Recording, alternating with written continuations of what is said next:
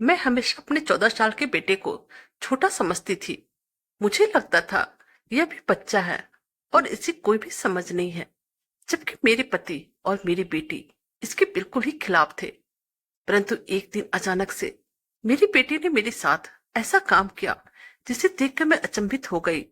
अभी एक हफ्ते पहले ही मैंने शुभम का एक दूसरा ही रूप देखा, जिसे देखकर मैंने महसूस किया कि सच में शुभम अब बड़ा हो गया है। मेरी तबीयत हमेशा खराब ही रहती थी और फिर एक दिन मैं अपने पति सुमित से अक्सर इस बात का झगड़ा कर बैठती थी कि हमारा बेटा शुभम अभी बहुत ही छोटा है।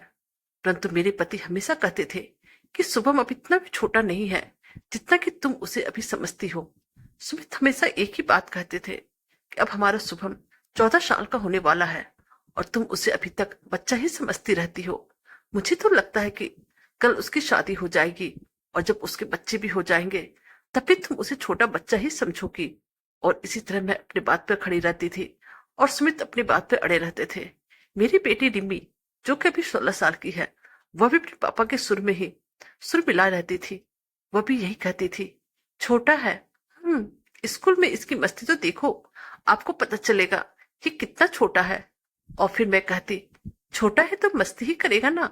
मतलब मेरे पास इन दोनों का हर बात का यही जवाब होता था कि शुभम अभी छोटा है। यह तो शुक्र है कि शुभम ने बहुत ही तेज दिमाग पाया है। कक्षा में हमेशा प्रथम स्थान प्राप्त करता है। खेल कूद में बढ़ चढ़ कर हिस्सा लेता है।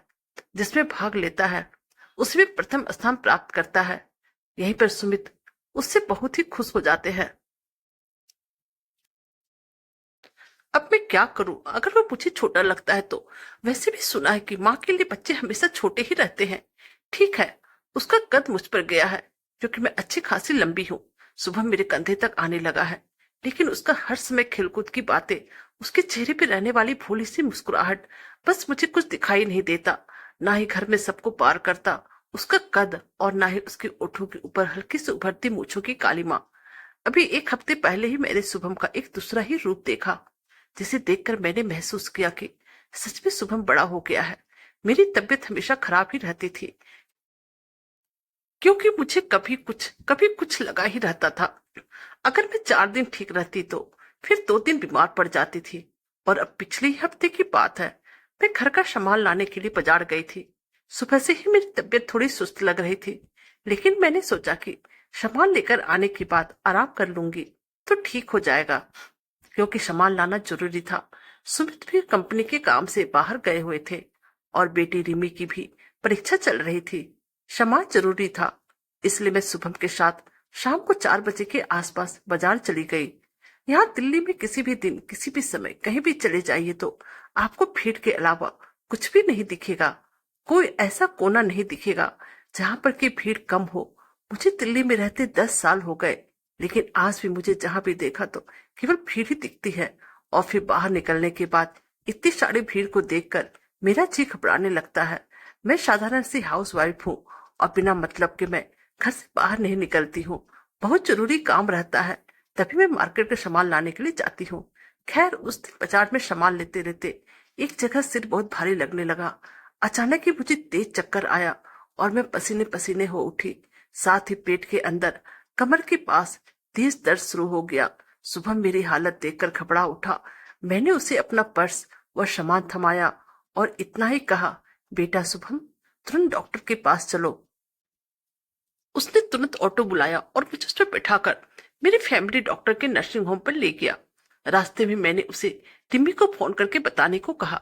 डॉक्टर ने पहुंचते ही मेरा चेकअप किया और बताया, ब्लड प्रेशर बहुत ही हाई था, मुझे कुछ टेस्ट करने हैं, दर्द के लिए इंजेक्शन दे रहा हूँ, आज आपको यहाँ भर्ती होना पड़ेगा।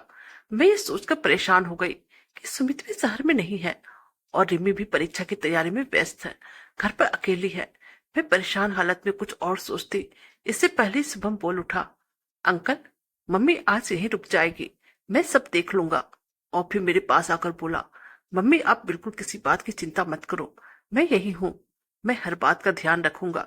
दर्द से तड़पती मैं उस हाल में भी गर्वित हो उठी, यह सोचकर कि मेरा छोटा सा बेटा कैसे मेरी देखभाल के लिए तैयार है। दर्द से मेरी जान निकल रही थी। शायद इंजेक्शन से थोड़ी देर में मुझे नींद भी आ गई।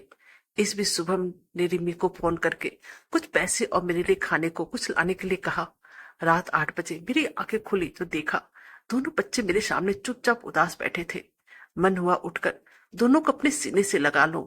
अब मेरा दर्द खत्म हो चुका था, लेकिन अभी भी कमजोरी बहुत ही महसूस हो रही थी। मैं बच्चों से बोली, अब मैं ठीक हूं, तुम लोग अब घर चले जाओ, रात हो गई है। मैंने अपनी 2-3 सहेलियों के नाम लेकर कहा, उन लोगों को बता दो, उनमें से कोई एक रात में यहाँ पर मेरे पास रुक जाएगी। मैं आगे कुछ और कहती, इससे पहले शुभम बोल उठा, नहीं मम्मी, जब मैं यहाँ हूं तो किसी को बुलाने की जरूरत नहीं है। आप देखना, मैं आपका अच्छी तरह से ध्यान रखूंगा। रिमी दीदी, आप घर जाओ, क्योंकि कल आपके पेपर है। मम्मी और मैं सुबह आ जाएंगे। शुभम आगे बोला, हाँ एक बात और मम्मी, हम पापा को नहीं बताएंगे, वो टूर पर है, परेशान हो जाएंगे। वैसे भी 2 दिन बाद तो वो आ ही जाएंगे। मैं अपने उस छोटे से बेटे का ये रूप देखकर हैरान थी। रिमी को हमने समझाकर घर भेज दिया था। वैसे वो बहुत ही समझदार लड़की थी। फिर थोड़ी देर बाद शुभम ने मुझे अपने हाथों से खाना खिलाया और खुद भी खाया, क्योंकि काफी देर हो चुका था और सुबह से हमने अभी तक कुछ भी नहीं खाया था। यह सोच सोचकर मैं बहुत दुखी हुई जा रही थी। मैं अपना कष्ट तो बर्दाश्त कर सकती थी, लेकिन मेरे बच्चे मेरे सामने इस तरह भूखे प्यासे उदास रहे, यह मुझसे बर्दाश्त नहीं हो रहा था। और फिर जब शुभम ने भी खाना खा लिया तो फिर मेरा मन भी अब शांत हो चुका था।